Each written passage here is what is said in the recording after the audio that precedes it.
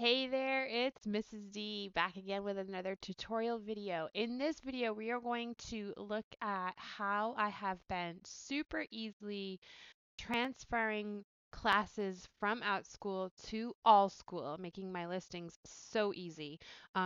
These classes that we list on Allschool and Outschool belong to us, so we can do whatever we want with them, which includes putting them on different platforms. So today, here I am in my Outschool class listing, and I want to transfer this class, How to Write the Perfect Paragraph Step by Step and Guided Practice, to Allschool. So let me show you how I have been doing that. You know what? Let's do the one-time class instead, just because I'll show you the ongoing one in a different video. So we're going to do a one-time class transferring from Outschool to Allschool. We're going to hit this Edit tab, and this is just to make copying and pasting easier. So I'm going to keep that same title. You can tweak the titles if you want to. I don't find that necessary. So then I'm going to come over to my Allschool platform. Here it is. And I generally am making these look pretty similar. I'm not going to go change my brand, right? Because we want to be known for our brand. So I'm keeping the same brand. Now, under courses, that's what I've got here. You can see I've already started reviewing. If you end up here, this is what you've already gotten approved. So we can click draft courses and create a course, okay? I'm going to create a new course in this case. If you have something that is easy and you just have to tweak a couple things, you can do create based on an existing course. I haven't done that yet, but I'm going to create a new course and I'm going to click next. I'm going to put my title in here. This is very much like um, listing for Allschool. For Outschool. Sorry, it's so hard to keep them straight when you're talking about the same and that both of them in the same video.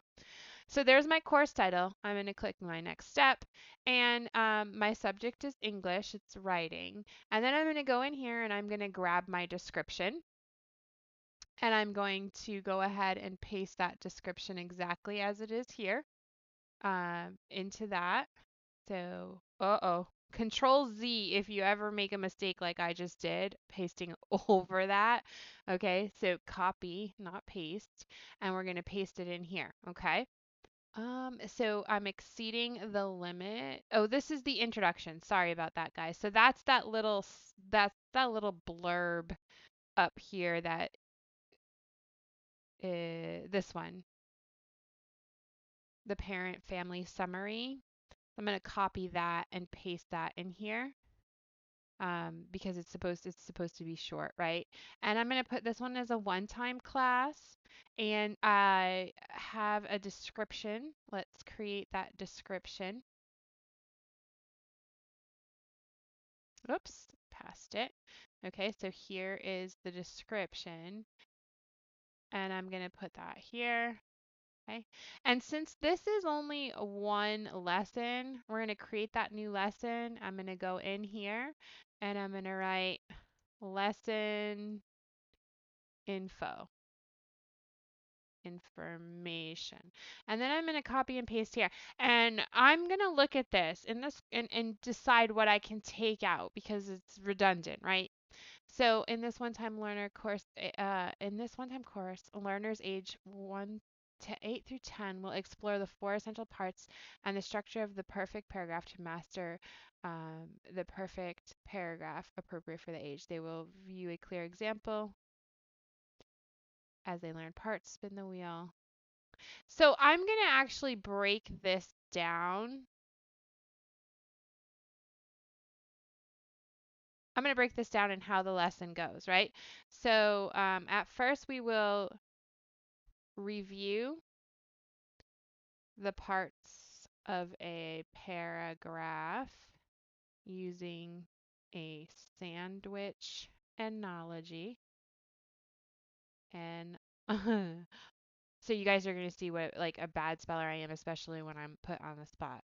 Okay, review the parts of a paragraph using a sandwich analogy. And then what are they going to do after that, right? I don't like doing this like with the camera rolling. So review the parts of a paragraph using a sandwich analogy. Um, help the teacher write a paragraph. Let's put the spin in the wheel. Spin the wheel to get a topic. Help the teacher write a paragraph. And then spin the wheel to get a new topic. Class writes a paragraph. Spin the wheel to get 3 topics to choose from. Independently write a paragraph. And lastly, share and get feedback. And I'm going to write can be done privately if preferred. Okay. All right. So there we go. And now I'm going to take the same cover that I have for Outschool, which is going to be in my downloads. Oh, the paragraph writing one is probably like way down here. That's my topic sentence one. I forget what the paragraph one looks like. So let me just pop over there and look at that. Oh, there it is. It's this one. Oh, I lost it.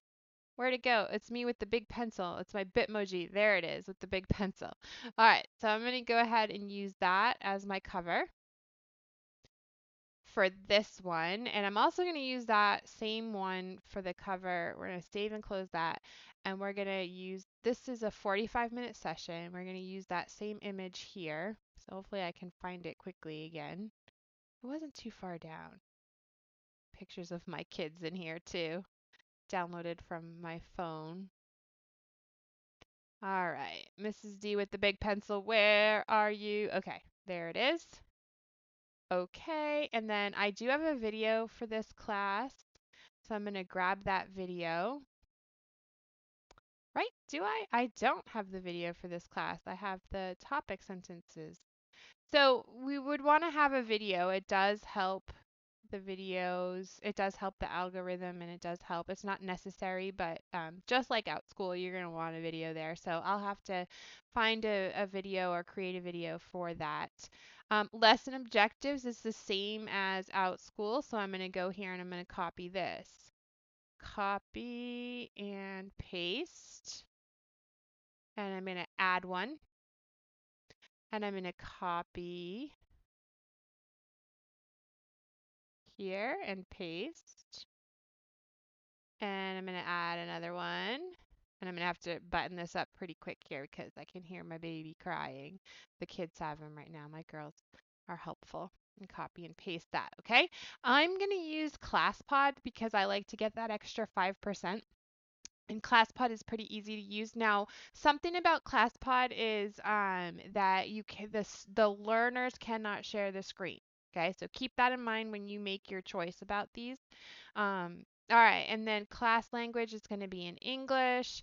It's for ages, what do I have here? I think I have 8 to 10 here. It doesn't have to be the same. So yeah, I think I'll keep that. 8 to 10 years old is a good range. And that's it for getting the listing approval. So we submit that, and then we wait for them to tell us yes. Now, what we do after that is we go ahead on when we list a class. Let me show you how to list a class in a different video, but that is where you will determine the time, if it's ongoing, one time, right? I forgot if I did that there. Create a new course. Um, did I put that in there? I don't remember. Oh, and now I've closed my tab. So what you guys want to the most important thing is that you will set your price when you actually list the class, and you will set how many students you want for the class when you list the class on your schedule. Okay, so that is not part of the Allschool approval process.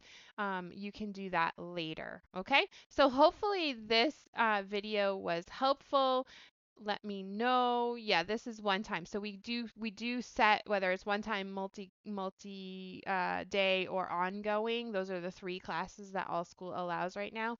We do set that when we put the course information in and then ask for the approval. And then after that, when we are putting the class on our schedule is when we will list how much the class is and how many learners are in the class, which is good because like if you're doing a peak time, maybe you might charge a little bit more, but if you're, doing a non-peak time, you might charge a little bit less. So anyways, hopefully that was helpful. Like, subscribe, drop me a comment, and happy teaching, everyone.